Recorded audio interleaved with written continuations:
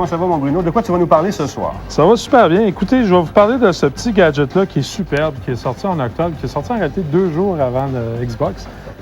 Non, c'est pas vrai. Qui a été annoncé par Apple 2 jours avant le lancement de Windows XP. Okay. Au début même, il y avait des rumeurs comme quoi il ferait exprès de le lancer puis d'annoncer exactement à la même heure, à la même journée que XP. Mais qu'est-ce que ça aurait donné?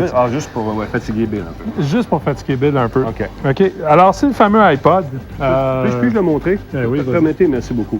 Voilà, l'iPod. Qu'est-ce que ça mange en hiver, un iPod? Écoutez, c'est un lecteur MP3 qui a la capacité de lire 1000 chansons en qualité 160 kilobits.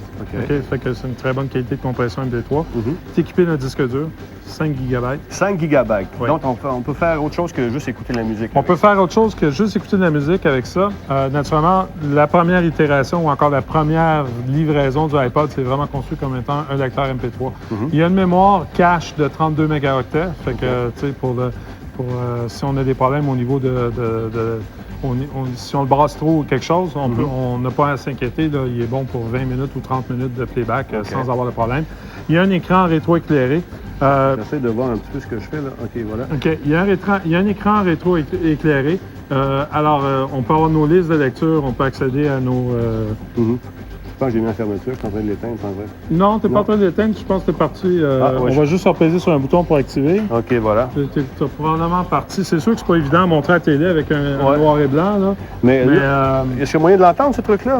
Oui, écoute, on va envoyer ça là-dessus. OK. Un petit peu de Bare Naked Ladies? Pourquoi pas? Moi, je vois ça, s'il te plaît. On va penser maintenant que tu fais ça. Peux-tu le faire puis le montrer en même temps à la télé? Si on regarde sur le dessus du lecteur MP3, il y a seulement 2 connexions. C'est-à-dire une connexion... On va la montrer comme ça va aller mieux. C'est une connexion pour la prise d'écouteur puis une connexion FireWire. Ce qui est intéressant de la connexion FireWire, c'est que le transfert de clips musique est excessivement rapide. Passe-moi une seconde. Veux-tu me le donner? Il m'a enlevé des mains, mon tabarouette. Il veut pas, j'y touche. Donne-moi ça. Bon, là, je vais entendre une maudite tonne. Tu es capable de m'en faire jouer une? Elle joue la tune. Ah oui, il n'y a pas de volume, c'est pas ça. Mais, on l'entend. On l'entend. Elle est supposée de jouer, là. Mais c'est pas grave, on te croit sur parole que ça fonctionne. Et voilà!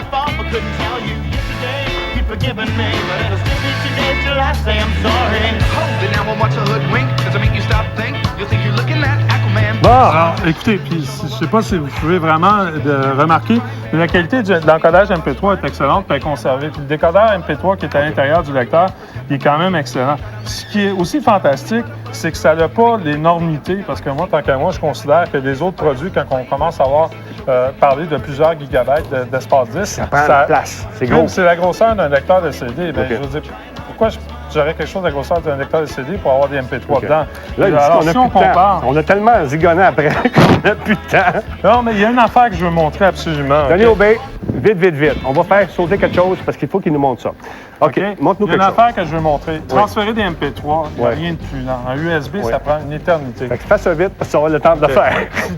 Denis, s'il te plaît, passe au iBook. Si tu passes au iBook, tu regardes les 4 dernières chansons en haut. Ils viennent d'être capturés. C'est le nouvel album de Sting. Alors, rapidement, l'iPod va s'activer. On l'a dessus, monsieur le réalisateur, l'écran ici, cet écran-là? Oui, on va le montrer. Voilà, c'est merveilleux. Alors là, si on regarde, là, ça va prendre encore quelques secondes. Ça prend environ 15 secondes de faire la communication avec le portatif. Voilà, c'est fait. L'iPod est apparu. Il dit « Updating iPod ». Voyez-vous, 4 chansons. Regardez la vitesse qu'il est en train de transférer. C'est incroyable. Les 4 chansons sont rentrées. Ça flaire. J'ai mis à jour hier ma librairie. J'avais environ pour 2 GB de MP3 de ma propre collection. Puis je l'ai mis là-dedans, ça a pris 4 minutes pour 2 GB. C'est incroyable. Puis aussi, ce qui est important à dire, c'est que c'est aussi un disque dur portable. Alors, si vous voulez vous en servir pour transférer des données entre deux ordinateurs Macintosh, pour l'instant, vous avez simplement à le brancher et il va se comporter comme un disque dur de 5 GB. OK. Aussi... Là, il va falloir qu'on t'arrête, là. T'es parti, là. Je te sens, là. T'es parti. Oui, mais 2 fois par mois, c'est pas assez. OK, tu vas revenir. Qu'est-ce que tu fais demain? Pas de problème, moi, je vais être ici. OK. On n'a pas de show demain.